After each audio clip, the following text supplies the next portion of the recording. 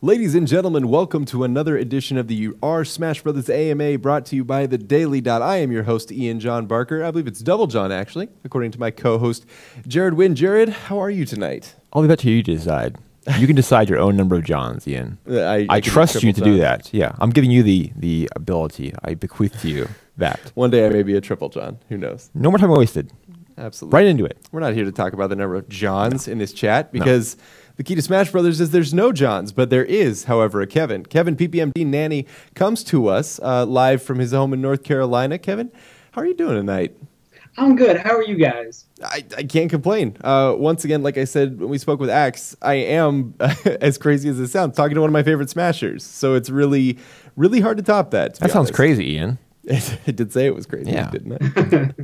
Anyway, the point is not for us to talk tomfoolery with Mr. Nanny himself. Our point is to ask the questions that you have asked all week long on the R Smash Brothers subreddit. If you're not familiar with the format, every Monday we announce a new guest.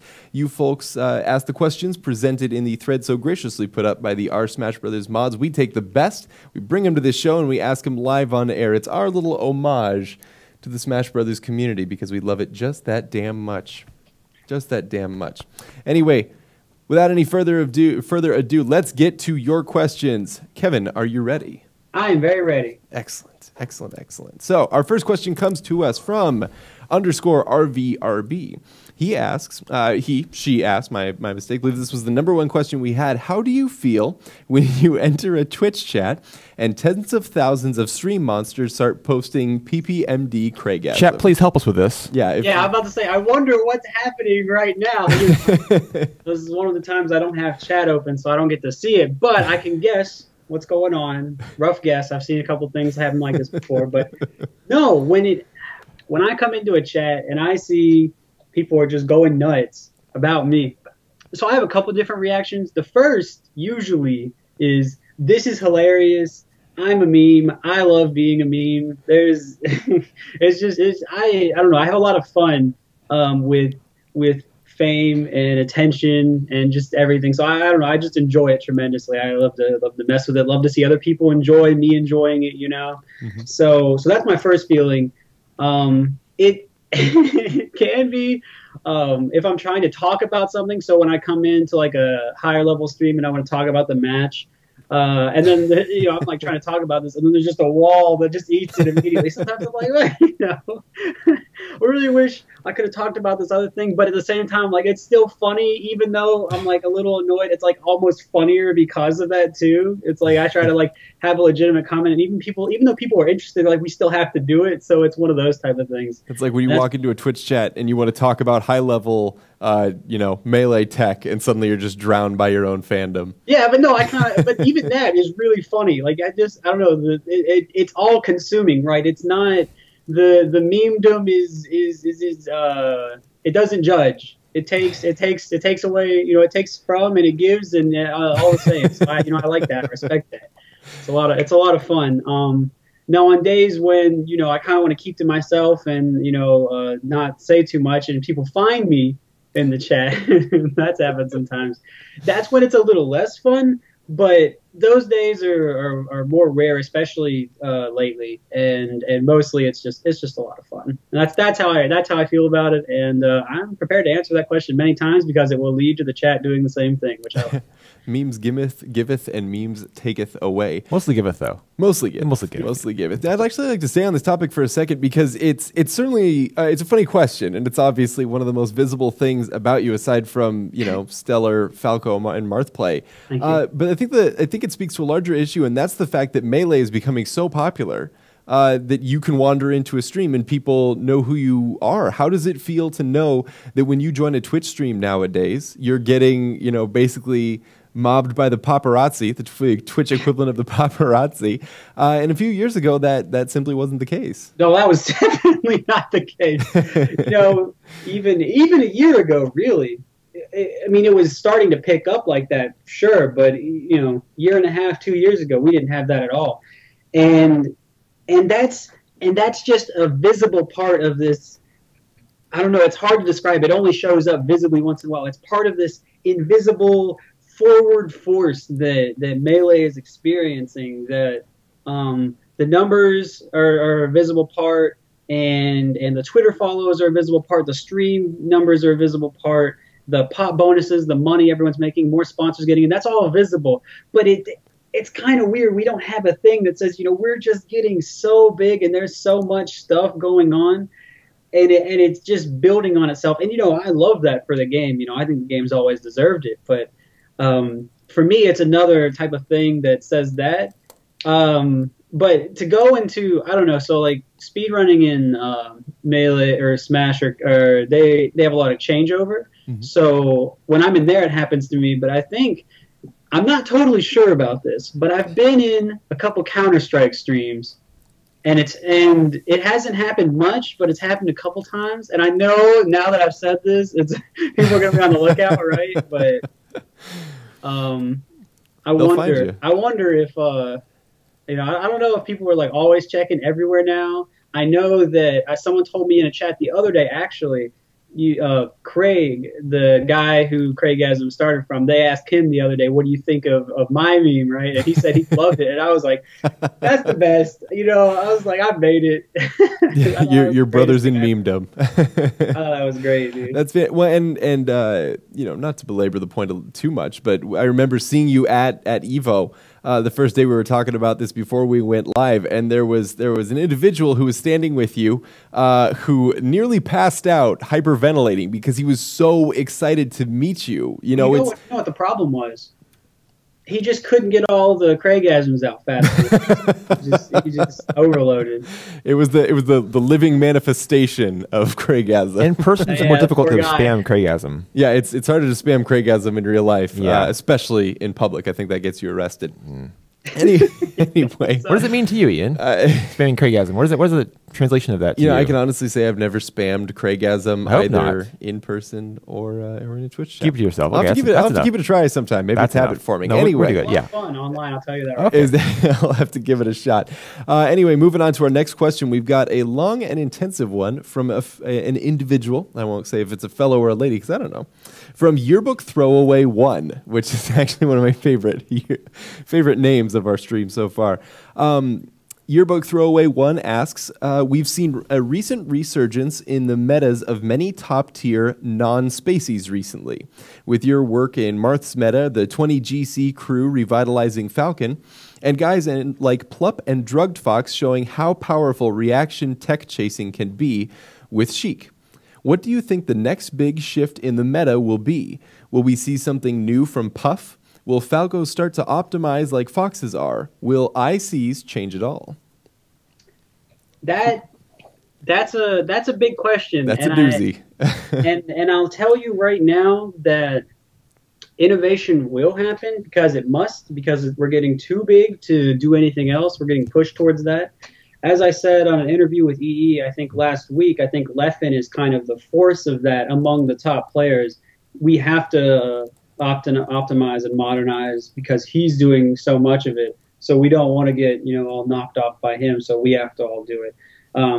A telling example is Mango having learned to edge dash when he would stubbornly refuse it for a long time and all that kind of stuff. Excuse me. So what can I say will definitely happen? Well, that's kind of up to the people. To be perfectly honest, that's kind of up to the people. So if Armada decides to not come back and touch Peach very much, like obviously he still plays her, but he is pretty open about the fact that he doesn't really mess with her. He doesn't really practice her very much.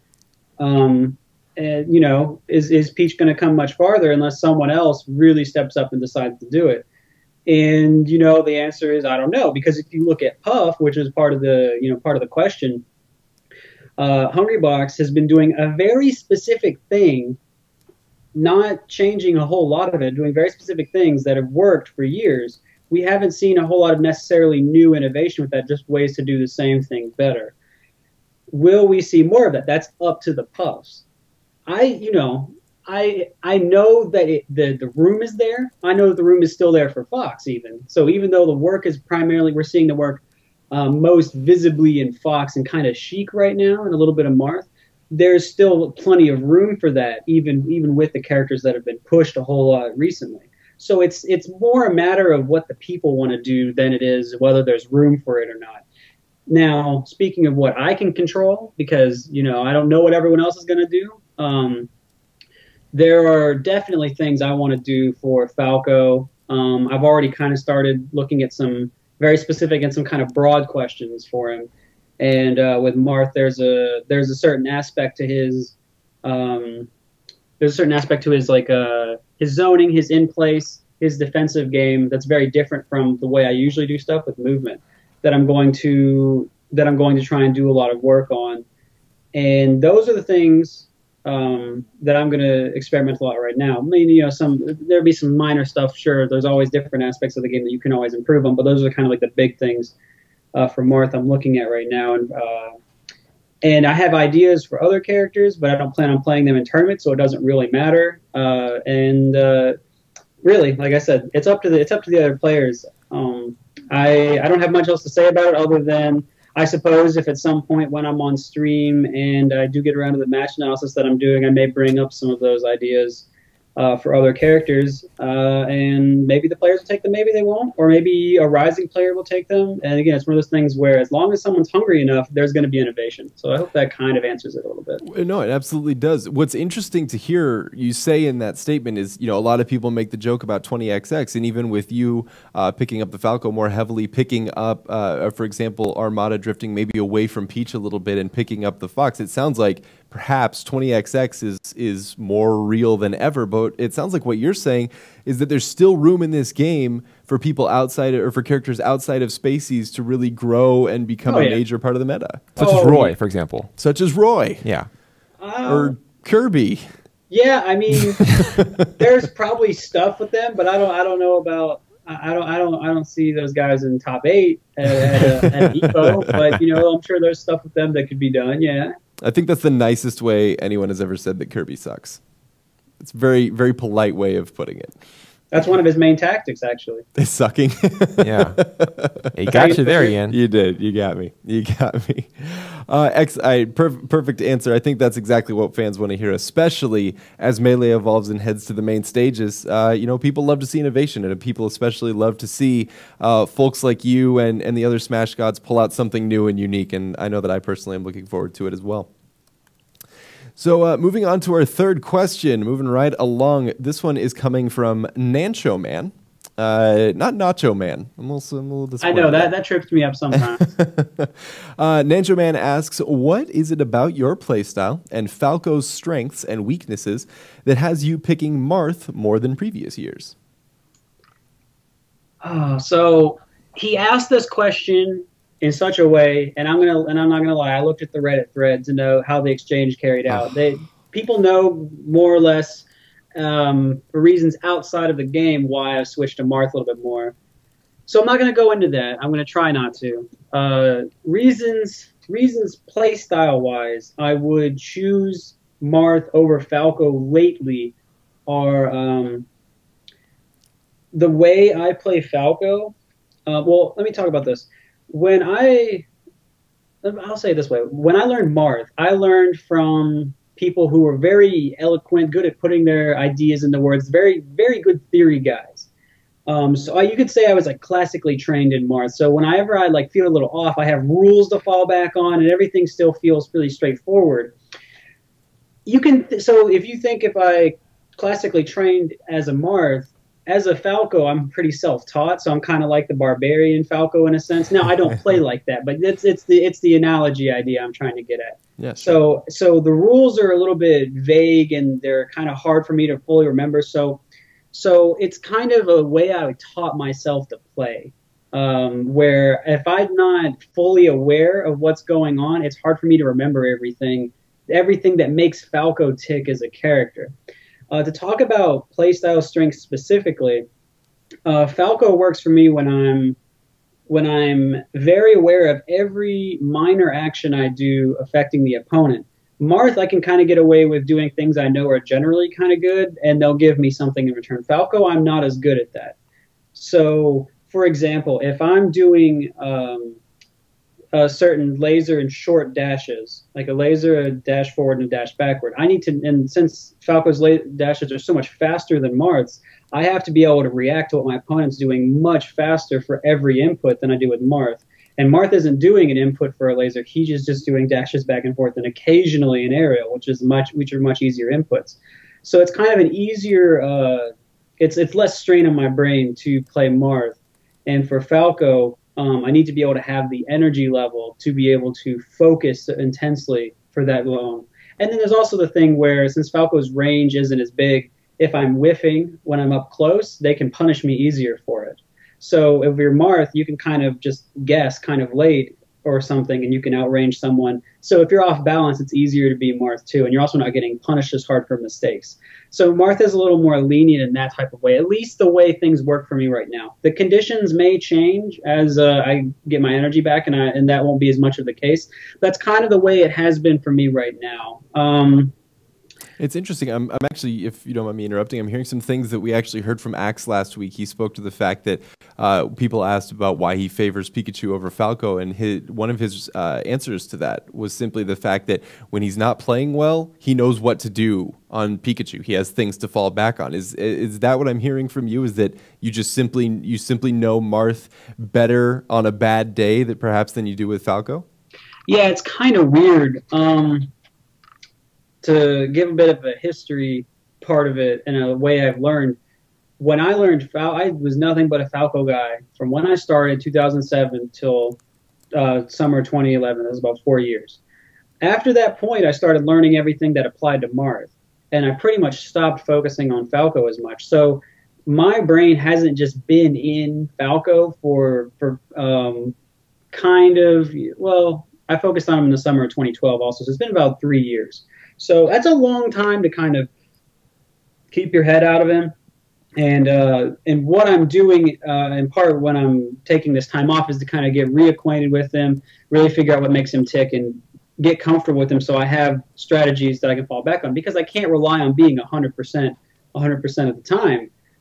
So the idea is to figure out my best strategies and then figure out default strategies that still use a lot of the same things. And I'm still working on getting back to that point. I'm still testing it with people every now and then to see how I'm going and things like that. It seems like Smash is actually at a point where you and the other Smash gods really have to have multiple characters in your pocket, either to counter pick or to pick for the stage. Can you explain a little bit what it's like while you're practicing, the amount of effort that goes into having to learn multiple characters and play them at a top level as a professional player? I can't imagine how much work that takes. Well, the first thing I want to say is I don't know if we have to have multiple characters. I actually don't know if that's the right answer. Because if you look at every top player, when they became a top player, they were one character. Mango was Puff, and Hungrybox was Puff, and Armada was Peach, and I was Falco, and M2K was Fox, and or you could argue that he was Marth or whatever, but he was still pretty much the same thing for him, and so on and so on. So it was only after the point where we became top players that we kind of wanted to switch to a different character, and I almost want to say it's kind of like a social trend, maybe, instead of like a end metagame trend. It's the cool thing to do, perhaps. And he was fun to learn, and I like talking to people about the theory, so that's why I did it. And then it just ended up panning out, and I decided, oh, he actually is useful. Armada hates Fox. So I mean, like I said, there are different. It's not even. It wasn't even necessarily like everyone explicitly planned to do that. But that's just kind of how it worked out. I mean, even Leffen said, you know, once my Marth gets good enough, I'll probably use him as well. And I think Fox Marth is the best dual combination if you're going to do it. But yeah, if you're going to do it, so that said, if you're going to do it, and if it is the right thing to do, you know, whatever, then we have to talk about the amount of time invested, because part of the interesting thing about playing two characters is when you learn the game a certain way. You have the certain timings for the wave dash, certain timings for the jump, certain timings for edge dash, and you know everything else, the stalls and everything, all your strategies. And that's different for each character, right?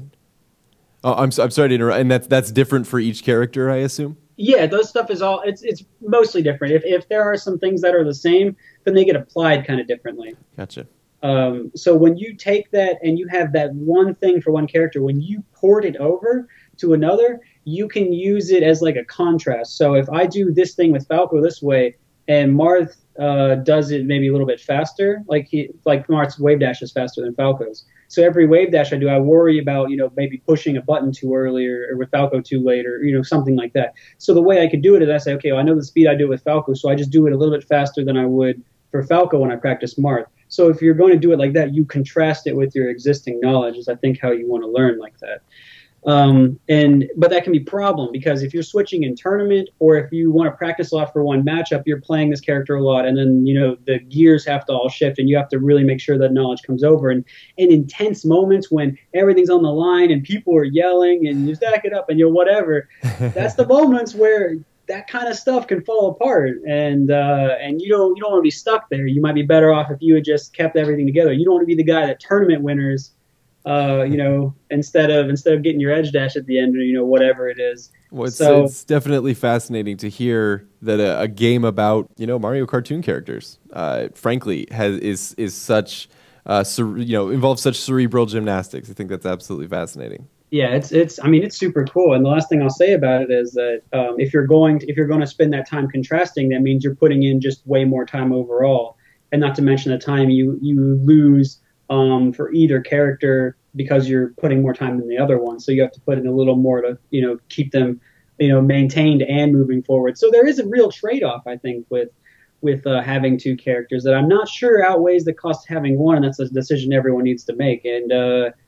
And I mean, I don't know. I really don't know how I'm going to solve it. At this point, I'd somehow have a Marth that's really good. I didn't really plan on it, but so now I have to think, do I want to go through that? And, then there's the other thing where the fans are like, well, you had the Marth and you're not going to use it. So I don't know. I got to figure that out. Character loyalty. I will mention, as we've seen in other fighting games, as the money increases, the viewership increases, the competition increases, I think people feel the need to have pocket characters. They feel the need to be able to bring out someone when they get in trouble. You don't want to just be on the big stage in a tough matchup and be like, I can't do anything else. I just got to stick with Jigs, for example. You want to go somewhere else. I think that's part of the reason why people feel the extra pressure to have something to go to when things go wrong. Yeah, sure. I agree. Yeah, absolutely. I think the top characters are all super good. So I don't think that there's really a need for that, at least with our stage list being like it is. But again, if you're good at using your time, maybe it is better. That's one of those things that I don't think is very solved right now, and it'll be interesting to see how it plays out. Certainly a personal journey to the top, no question about that. Well, before we get too far down the rabbit hole without addressing our users' questions, let's go ahead and hit you with another one. Sure. This one comes from JD Sly Pig. I hope I pronounced that. It could be Jadursley Pig, but who knows? Jadursley Pig. Jadursley Pig asks, right.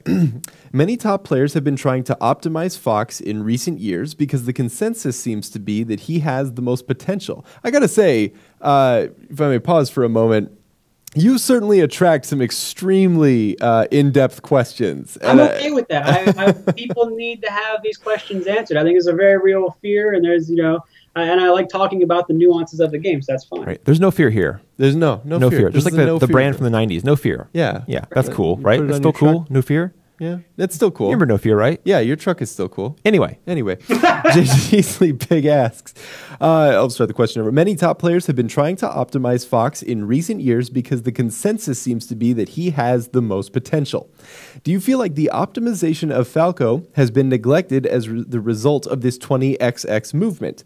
How much room for development does Falco's meta still have, and could you give an example of an optimization that has yet to be implemented by anyone? Woo. I faced less difficult questions than this on my AP History exam. Well, that was in Iowa, wasn't it? So. Oh, jeez. Says a lot. You guys are ruthless. Yes. Anyway, hey, Jiggly Pig wants an answer. It's true. Yeah, it does. Put us into a bloodbath over there. That's how we do. All right. So Fox character, most potential. That's the first part of the question. Maybe. Yeah. I mean, that's the consensus. I lean towards that. All right. Sure. Fine. We'll give you that. Second part is something like, is Falco getting neglected? Because everyone's looking at Fox, and I would say a little bit, yeah. Fox, he's the guy that the Swedes are playing, and the Swedes are kind of kicking everyone's butt. Those wily Swedes. So we gotta adapt or die. and a lot of people are saying, well, we have to go Fox to beat Fox, but really the main example of that, like, you're not seeing. I mean, Wes is the only other Falco besides me and Mango, but Mango switched to Fox, so we're gonna say the Wes isn't going Fox against them. I'm not going Fox against them. I'm going Marth and Falco against them. But Wes, I think he's tried Fox and like friendlies and it didn't work or something. But anyway, he's going Falco. He's had close games with Leffen recently at SmashCon, and it's not like Falco. It's not like Falco can't do it. I mean, yeah, he didn't win, but it was. I mean, it still looked like it could be done. And Mango is probably the biggest. Is the largest example. So he was going Falco against them for a while. Mm-hmm. Leffen, I think, beat Mango's Falco 1 or 2 tournaments, and Mango said, forget it. I'm just going to go Fox for it, which is actually surprising because usually he tries to bounce back quicker, but I think he would just I think he knew that it was going to become a counterpick war with him and Armada, and he was right. It came down to learning the Fox Ditto or learning Fox Peach, and it was like, well, if I just learned Fox Ditto, then I can fight Armada and I can fight Leffen. So it 2 birds, 1 stone. Mm-hmm. And then, he does well a couple of times and suddenly Fox Ditto Master, blah, blah, blah. But the thing is that Falco didn't get as much attention, but Mango doesn't necessarily, he optimizes very certain punish things, and he otherwise kind of plays the player. So whatever they're doing, he counters. So he kind of optimizes strictly related to the meta, unless it's punishment a lot of the time, if that makes sense. So he still does that some. But is there room? Is Falco going to die? No, Falco's not going to die. Wes is doing a lot with Falco, and I'm going to be doing a lot. So no one's going anywhere.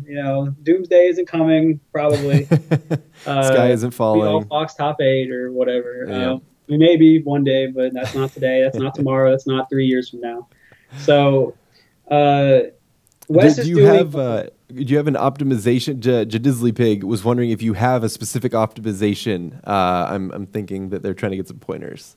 Oh yeah, okay. So Wes has some pressure, I was about to say, and he has a bit of punishment too. So Mango and him have pressure and punishment down pretty well. So my thing is going to come a bit from neutral. I'm going to take a little bit that Wes and Mango do, and I'm going to use that. There are other things. So a telling example is optimization. I really want to mess with. Let's see. There are a couple ideas I have for tech chasing. I don't have it fleshed out yet. Down air tech chasing is looking less viable. People can hold down while they're being tech chased, and it's really annoying because they break out of tech chases, and Falco's kind of slow, so it's hard to react. I have a couple ideas for how I want to deal with that. I'm thinking about using down tilt and up smash for that, because then it's kind of like a DI trap, whether you want a DI for that or DI for, like, say, an F smash or a dash attack or something. I'm thinking about using the same thing with, like, holding down on platforms. And I'm thinking about also using grounded double shine for pressure, because shine grab isn't going to cut it anymore. People are getting better at shield DI. And even though West Balls has some intimidating pressure, I think that's going to get figured out sooner than later. And even though it's not totally figured out, it's still not winning him a lot of games. He's not beating top players regularly with it. So that's a little troubling. So I want to get down the grounded double shine, work on mix-ups from that. And I want to fire up the edge stall, because that's good, but if you mess it up, you die. And I don't like that. Can I just say that at this point in the show, if you're not a Smash aficionado, we may have to change the language of the stream. I apologize. No, please continue. It's incredible. Once again, it just speaks to the depth of Melee that you guys have developed such a capacity and such a depth of tactics within the game. It's a compliment. Yeah. Oh, thank you. And again, I'm just doing what the question asked. Yeah, certainly. But yeah, so there's a couple different places I want to take it, and edge guarding is another small one. Mango on his stream is doing a full hop off and down air, a lot of like Foxes and Falcos. I want to do that, and I think there are a couple ways to cover more up B angles with down air like that. Haven't fleshed it all out yet, but yeah, those are a couple optimizations that I'm thinking about and there are of course there are always more DI mix-ups and combos and everything like that. So there's a lot there is a lot, and I'm interested in messing with it. The one I think is the most pressing right now is the tech chasing one. So that's what I'm putting more energy into right now. But everything else is very important. It's all kind of connected. Nice, excellent, and it sounds like at the very least your fans have a lot of new tech to look forward to. Yes, I certainly hope I can give that to them. Yeah, that's excellent. Well, thank you so much for answering the questions so thoroughly. That's once again, take as long or as little time as you want to answer these questions. We're here to talk to you and pick your brain, and I appreciate you being so forthright. So yeah, it was a very thorough question. So it was.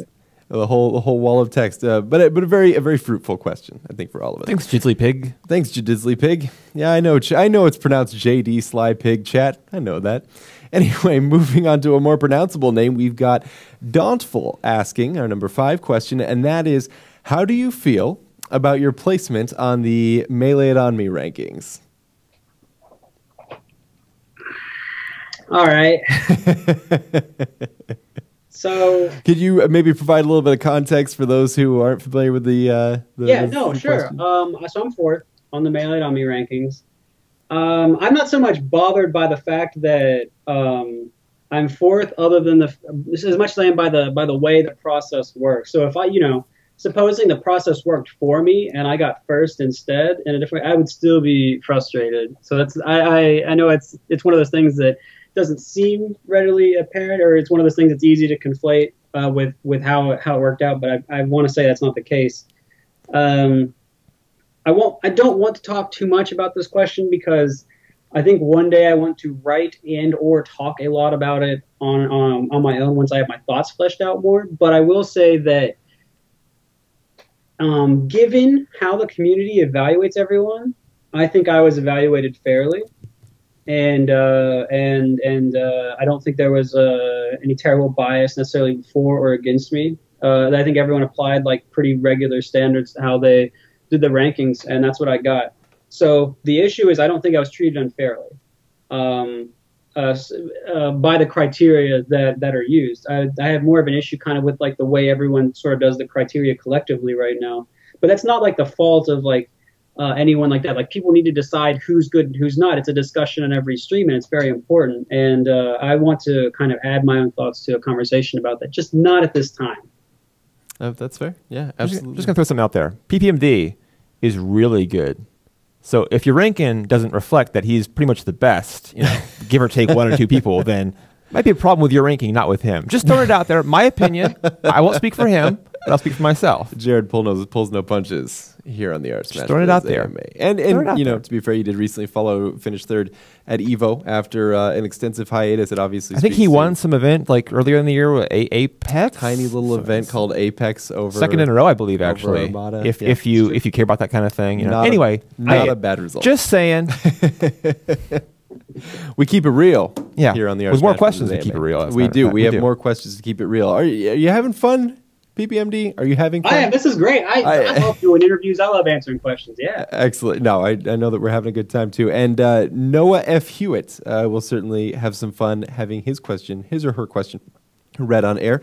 Noah F. Hewitt asks, what member of the top 6 do you feel you have the hardest time beating? And what member of the top 6 do you feel you have the easiest time beating? Answering this question publicly is a pain because it always gets back to the people, and then there's an inflated ego and a hurt ego, and so I'm going to answer it, but and everyone wants to know the answers to this question, but it's not something that I enjoy answering, if that makes sense. But for easiest, I think it's typically M2K, because the way M2K plays, he has very hard and fast rules that are pretty easy to understand for me personally. And so as long as I remember the rules, then the outcome is relatively similar every time. And I feel like I still feel pretty strong against Hungrybox. It's just when I'm playing, it's when I'm there mentally that it feels pretty easy because he beat me for so long when I started traveling that I learned the Puff matchup with Falco really well. So I actually like playing Falco Puff when I'm aware of what's going on. So it's weird to me because people had said, you're bad against Puff after I lost to him this Evo and last Evo. But he plays good at Evo, and the circumstances haven't worked out for me to play as well at Evo. And he's earned his wins for sure, but it's always like, I still feel like I'm good at the matchup, and that's just kind of how it works out anyway. So that's okay. But the hardest player, I'm actually not as sure about, because, I haven't played Mango since MLG of last year, so that's been over a year. And then I haven't played Leffen since he improved a lot. And even if I had played him in Evo, he wouldn't have been playing good anyway. Yeah, so that's two big I don't knows. But I've struggled the most in quite a while playing Armada's Fox because I haven't really sat down and looked at whatever the heck he's doing. Like, I know what his overall goal is, and I like that. I like watching him play. I like his thought process behind his Fox, but I don't know the full specifics of it yet. And so that it kind of weirds me out when I play it. So that's probably the hardest right now. But again, the other two candidates I don't really know about, so I can't give an accurate answer. I have to say that Mewtwo King has proven himself a vengeful god of late. Leffen said something to the effect of, it was hard not to 3-0 Mewtwo King. Something to that general effect. And then I think he got 6-0'd, was it? Was it? Is that what happened? Just again, throwing stuff out there. Maybe it's just easier to 6-0 Leffen than it is to 3-0 Mewtwo King. It might be, actually. It's proven fact at PAX. Proven fact. But I think that both your answer and that situation speak to the fact that at this point in Smash, it's hard to ignore the fact that so much of it comes down to who's best on that day. Would you say that that's because all of you players are so practiced, so strong, have been working so hard, and you know each other so well. Is it just at a point where, much like any other professional sports team or professional League of Legends team, for example, it's just, who shows up? Is it flawless PPMD or is it tired PPMD? Yeah, the way I think about it is I kind of put me, Armada, Mango, and Leffen kind of in a tier, and it's like it's more or less the same. M2K, he fluctuates a lot, so occasionally he hangs out with us, but usually he's doing his own thing. And then Hungrybox is kind of just like a tiny bit under that. But it's not, and again, this is kind of like just my feeling, and this is also a reflection of the fact that M2K has these hand issues and everything else, and Hungrybox has other priorities. Should those things get resolved for those players, there's no reason why they wouldn't be in the tier with us. That makes a lot of sense. Yeah, it's the dedication you guys have shown to the game is unquestionable. And I think the fact that it takes little more than, hand pain or even some distractions in real life to sort of, let you fall behind the pack speaks to just how difficult this game is. And frankly, just how impressive it is that you guys have managed to accomplish and do what you do every time you show up. We're human too. What was that? We're human too. They're human. Oh, you're human too. They're mortal gods. I thought he asked me where I've been to. No. I'm like, well, well, we know Iowa. I can that answer about that. That about ends the conversation. I don't see how it's relevant. Yeah. It is too bad that Hungrybox is going the way of. I guess it's not too bad going the way of being employed and having not having much time to play Smash. Sorry for your job, Hungrybox. That kind of sucks. Got to be rough. Yeah. No, but still the fact that the excitement and the passion around Melee is so strong that you guys have stuck with it so long, I think once again speaks for itself. So love the game. Yeah, absolutely. And I think people around you and people in the casual audience are starting to realize that they love the game too, and that's a very exciting development. It's a good game. It's a good game. It's a good game. Yeah. GG. Anyway, we've got another question. Moving right along to another question by Noah F. Hewitt. Noah F. Hewitt also asks, if you had to summarize members of the top six's play styles in just one word, what would they be? For example, Mango is unpredictable, Mewtwo King is robotic, etc. Oh, I've been asked this question before, and I had some answers. Let me see if I can do this real quick. Do you want me to list them off for you, or No. All right, yeah, go ahead. Can you recall all six? Yes. That's the first challenge. Right. Wow. M2K is, how do I say it? He's Better than Leffen? That's 3 words, actually. Yeah, My bad. he's orderly. He's orderly. Okay. Is I like like a that. good way to. Orderly isn't Yeah. necessarily the right way. It's kind of like he's. Well, can I use a hyphenated word? Does that count? I'll allow it. I'll allow Rule it. driven. As judge of this show, I'll allow it. Rule driven. Rule driven. Excellent. There are certain things that there are certain rules that he just will not break, and if you understand the rules, you can understand him, which is kind of what I said earlier. Mhm. Sometimes he's not enforcing the rules as well, which is why like he's lackluster sometimes. I think it's the best way to say it. And the reason I took away orderly is because I actually think I wanted to give that to Armada because it's kind of similar. There's a desire for things to be in the right place. That's kind of similar to M2K, but I don't have a way to say it, but it feels more appropriate to give orderly to Armada, and I think people can kind of tell when talking to each of them why that would be the case. Leffen's is angst. He's definitely angst. Mango's is Patriotic, perhaps? is American. I don't think well, yeah, kind of. It's like I could see that. Yeah. Mango's is like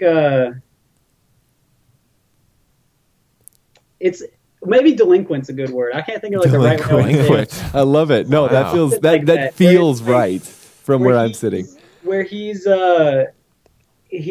wants to do his thing and he's like, okay, no, I shouldn't do this. This is not the right thing to do. Where he talks about approaching all the time, and he's like, no, I just got to go do it. And so he's like, maybe impulsive is a better word. Impulsive, delinquent, something like that. Something YOLO? in that neighborhood. Hungry Box is.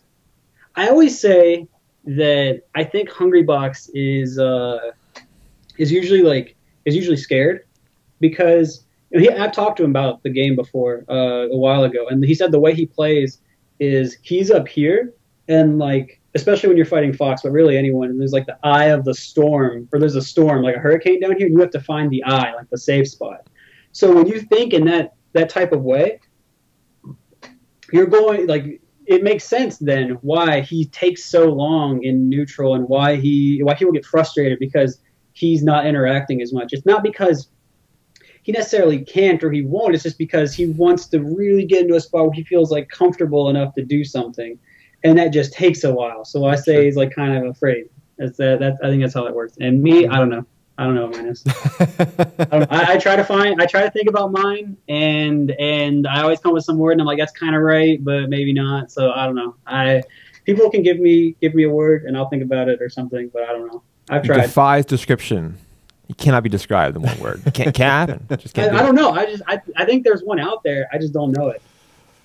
That's fair. That's fair. One It's day. self discovery and self awareness is one of the most difficult things in life. No I'm working. question. Yeah, there you go. Well, excellent answers. I think those were some very interesting answers, both on and off the court, if you will. So thank you very much. Rar Penguin is coming at us with the next question, number 9 on our list.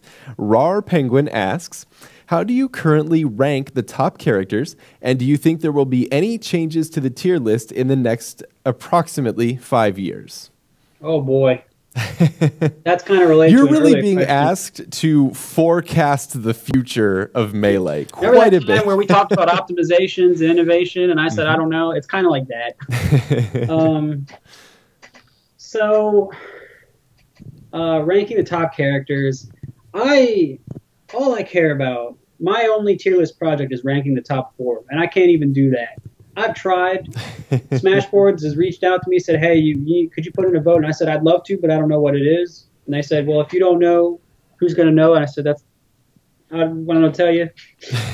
I mean, that's the conversation. I mean, I'm not saying that's what I think. I'm just saying I don't know. And I'll give you just a list that I'm kind of just shooting off. But I wish I knew better. I think By all means. I think it's very close between Fox and Marth, at least right now for the top. I think Fox is probably a little bit more optimized, or at least executed better right now. So Fox is ahead of Marth. And then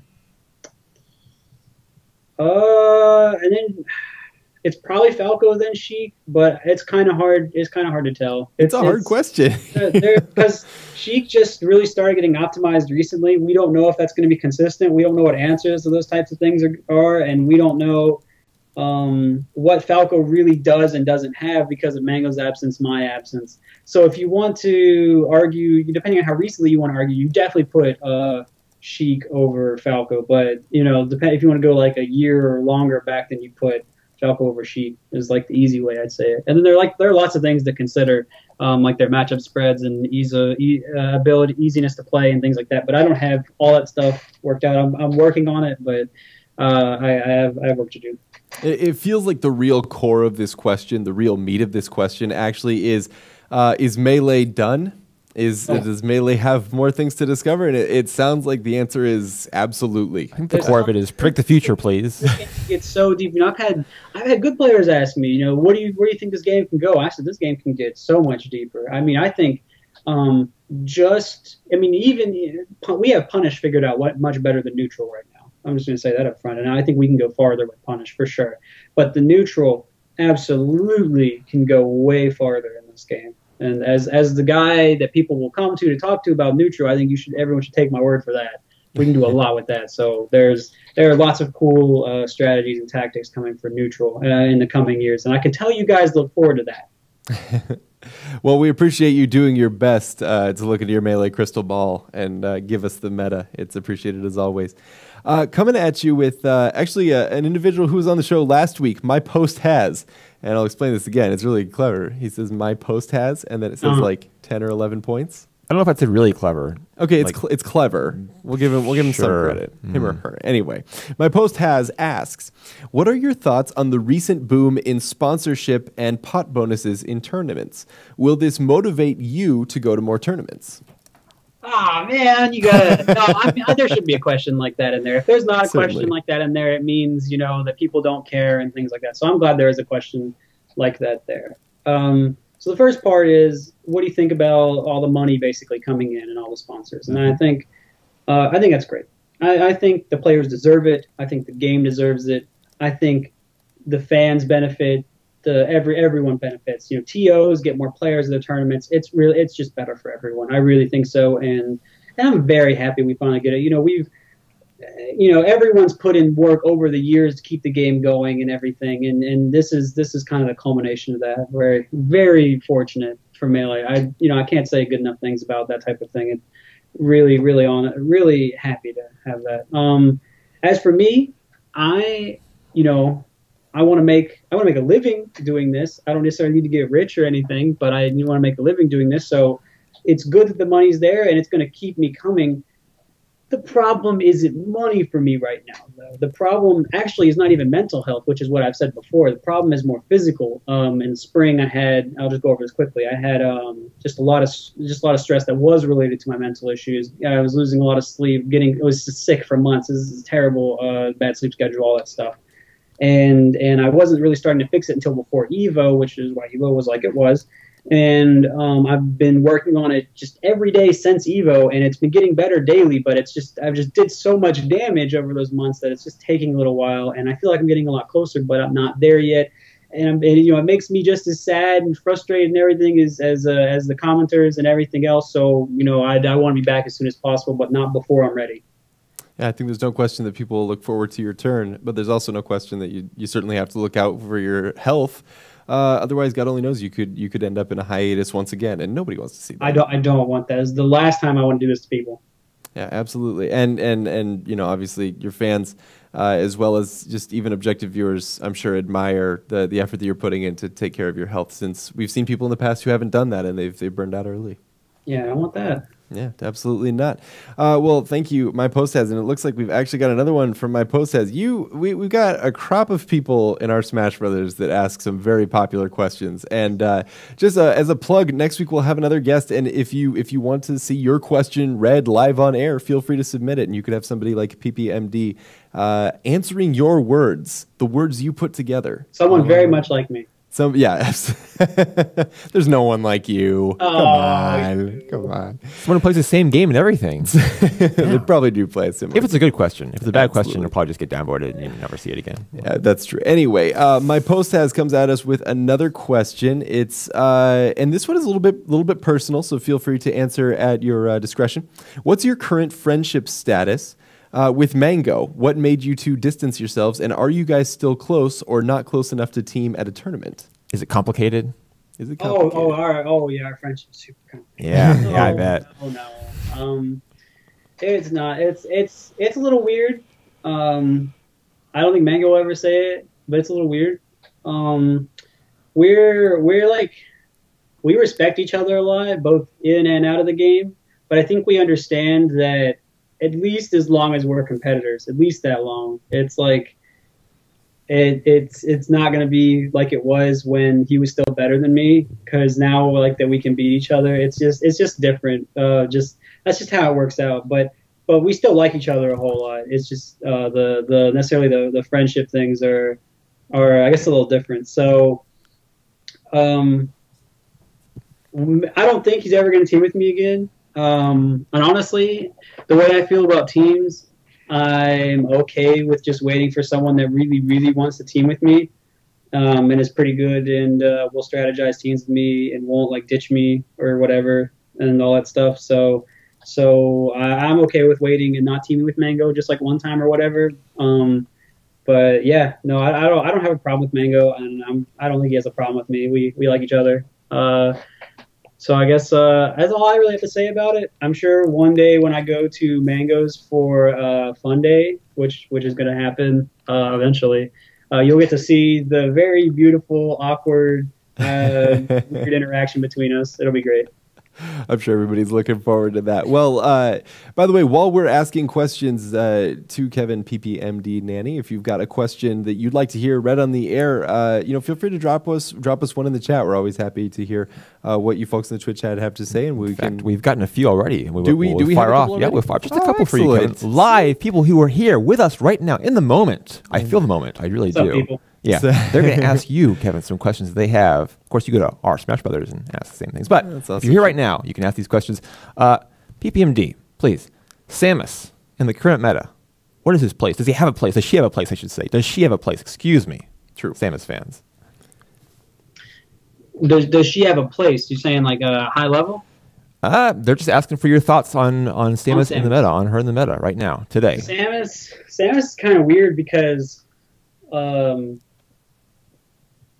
Plup, who did the best with her, just undisputedly just dropped her, and so it's like, what do you do? But then, right, Duck goes 3-2 with M2K. Hugs has beaten Leffen. He did get beaten pretty bad last time he played, but he's beaten Leffen. And they've all done some pretty good things. They've had some pretty good wins. Hugs improving lately, so I'm gonna say that Samus's place is like, it feels kind of similar to what it always is, which is the upper end of mid tier. She could win an easy regional kind of consistently, and then very rarely, or like kind of rarely win like a hard regional. But then like you're pretty much never gonna see her win like an Evo or anything. That's what I think. I don't think that Hugs at least agrees with me, but that's one of those things that, it's just kind of just how I feel about it, playing her, seeing her options and everything. Good enough character. If you want player, but not crazy good, I'd say. Right, then how about this one? What was your favorite Smasher to watch today? The favorite Smasher to just sit back and watch with them play?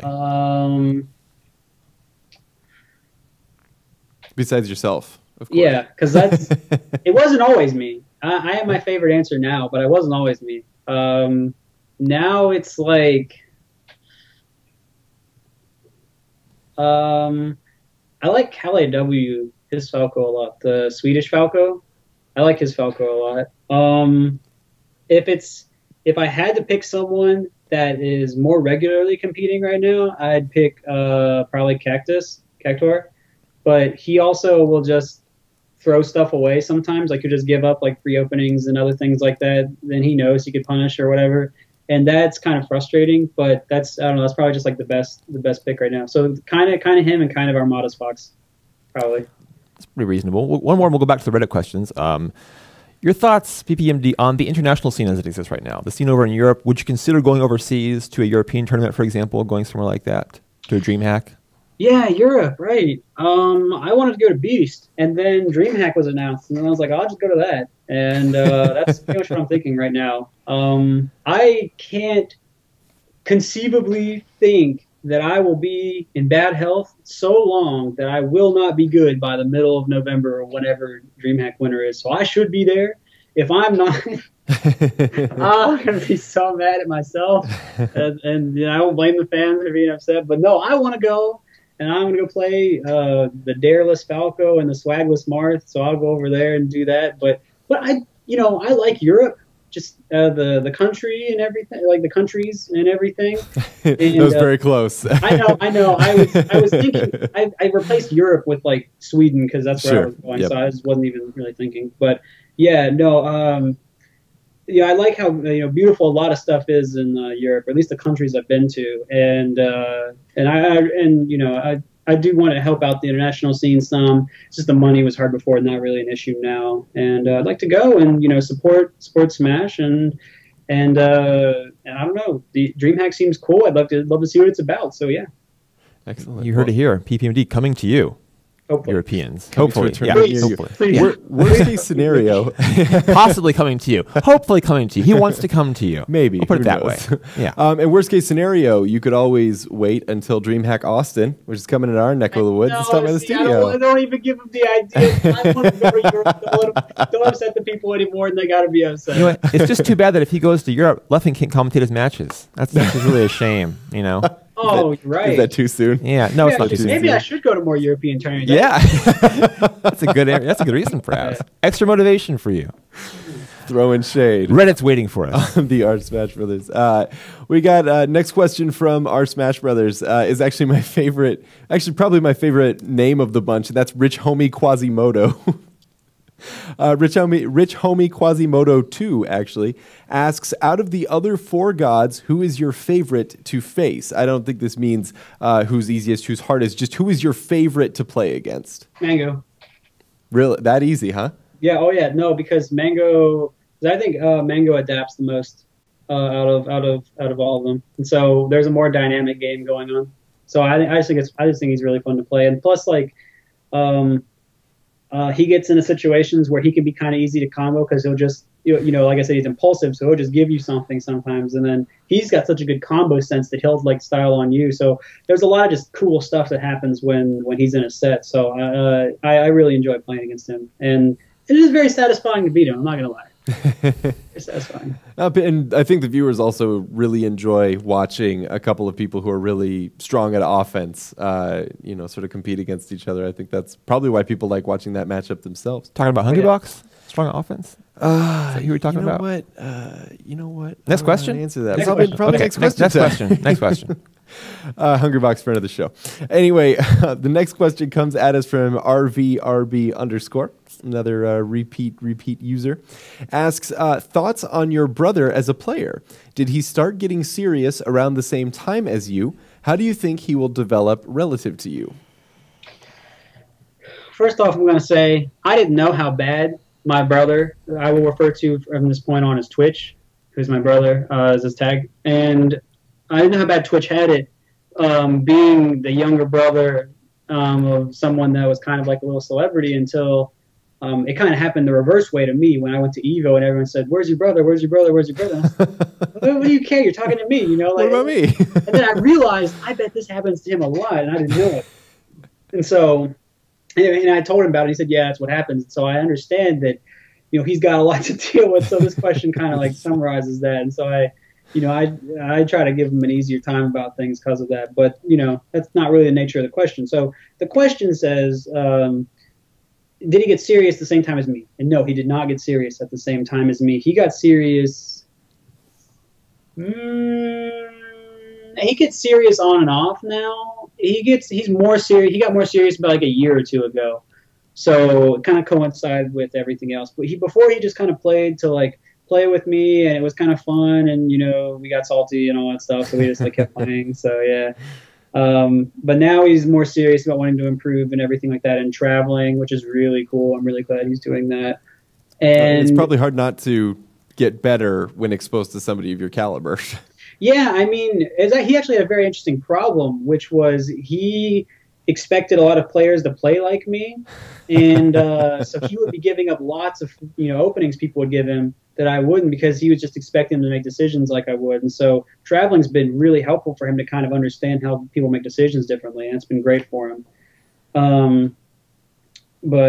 Yeah, so how will he improve relative to me? Well, when I make innovations and I will start beating him with it kind of hard, he'll be like, okay, what are you doing? If it's bad enough, and I'll tell him if he wants to know. And I'll break it down, and I'll teach him whatever it is I'm doing, and then we can work on it from there. So it kind of depends on me, but it also it depends on, and this is related to the first part of the question, how much he ends up really wanting it. So like I said, his desire it's on and off. If he decides he really wants to go for it, I think he can actually be pretty good, because I've played him, a few months ago when he just really wanted it, and he was, just cared a lot, and he was doing some great stuff when we played, and it was very enjoyable to play against. I'd like to see that kind of the performance come out from him more, because he hasn't done it too much in tournament yet, and I think he can. So he's kind of like got the Gohan thing going on, where he's got the potential, and he might bust it out at any time. So we're gonna see. And does it make you proud to see him sort of follow in your footsteps like that? Oh yeah, and I mean, GR Smash uploaded a video of me getting hype for Twitch moments. So that was just crazy to me. But I went nuts. So I'm not gonna lie. But I love my brother, and I want him to do well. So I'll always get hyped for him, and I always tell him, whenever we talk or we play, you're great, and I want you to do really well. So I have a lot of faith in him. That's excellent. Well, we're actually over time, but if you don't mind, we got a couple more questions for you if you're up for them. Excellent. We got another question coming at you about life and the spirit of things from Pen Optimist, who asks, you're one of the few top smashers to juggle school and melee without getting rusty in either, at least seemingly. Any tips on how to juggle school and gaming effectively? I got asked this question more lately. And it was weird, because I was wondering why, and then I realized, because I'm out of school now, that school started back up, and I was like, oh, okay, that's why I'm getting asked this a lot.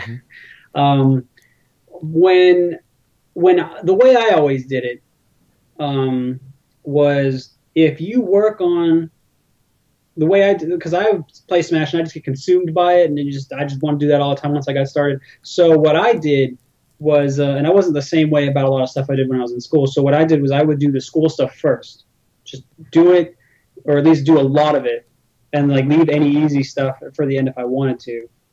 Do that, and then I'd do Smash, and then I would do my school stuff. Now, I wasn't always the best, or I'd do my Smash stuff. Then I wasn't always the best about getting all that done in order every time. But when I had it that way, it felt a whole lot better, and I never really felt a lot of anxiety. So like, if I tell someone to come over at 7 p.m. or something, and I haven't finished my stuff, I'm like, hey, can you wait off a little bit more? Can you just do your own thing for a little bit while I finish this?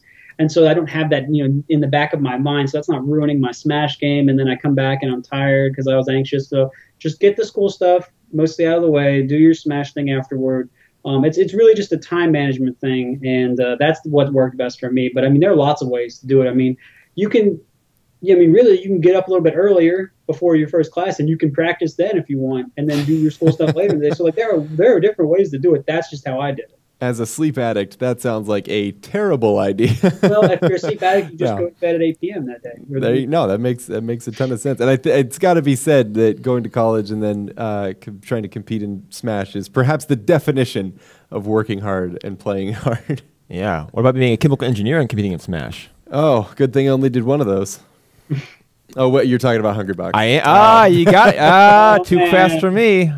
Very good. Okay, Yeah, I thought you were yeah. talking about. We got a I quick thought shooter you were here. talking about Yeah, me. Anyway, gunslinger. Well, we'll go ahead and hit you with one more before we relinquish you into the wild, Just back into one. the lab. Yeah. This one, our last question of the night, comes from Winnie T97. Winnie T97 asks, during Apex, it looked like your Falco wasn't cutting it, and Marth got you the win. At EVO, the reverse was true. What was different? Well, it was only kind of true. I think the characters are more even in Evo, which isn't saying much. But at Apex, I was, I will say it now. I was way more depressed, and Falco just doesn't work for me like that because I said he's more high energy, and Marth can play on a more low energy wavelength, so it just worked better for me. When I was at Evo, I'd come out of depression a whole lot, and I had like people could tell like in the interviews and the way I was acting and stuff, it was more upbeat. There was more energy. It's just kind of the physical fatigue kind of kept both characters from being on totally. And an interesting thing that I've kind of discovered as I kind of regain my energy, day by day, if I want to say it that way, is when I'm looking at like what I want to do, I need to have so much energy, and then I need to have almost like an extra boost to focus it. So for Marth, if you're going to have a lot of energy, you're going to do a lot of wasteful action. Whereas if you play slow with him, everything still kind of works. So if you play fast with Marth, you can get kind of messed up if you're not, fully aware. It's like a Falco problem, but it's not as bad because you can just slow it down and control yourself. But if I'm naturally on a higher wavelength, it's harder to slow me down actually, unless I'm just super focused and I can just channel it to where there's just so much going on in a given action. So that's kind of where I was overall at Evo, and going forward, my solution will be something like, will the higher wavelength for Falco and me just kind of work out better like it used to, or will there be times where I feel like I just need to really channel that into Marth for whatever reason? And that's going to be kind of what I'm grappling with. And that's why I don't have my answers yet, because I don't have all the energy back. That's why I need that month once I'm back to kind of practice and see what I'm like before I go to tournaments. So I hope that kind of answers that sort of thing for people. Yeah, that makes a lot of sense. So much of what you're capable of putting into the characters depends on what you have in the tank. I think that makes a ton of sense.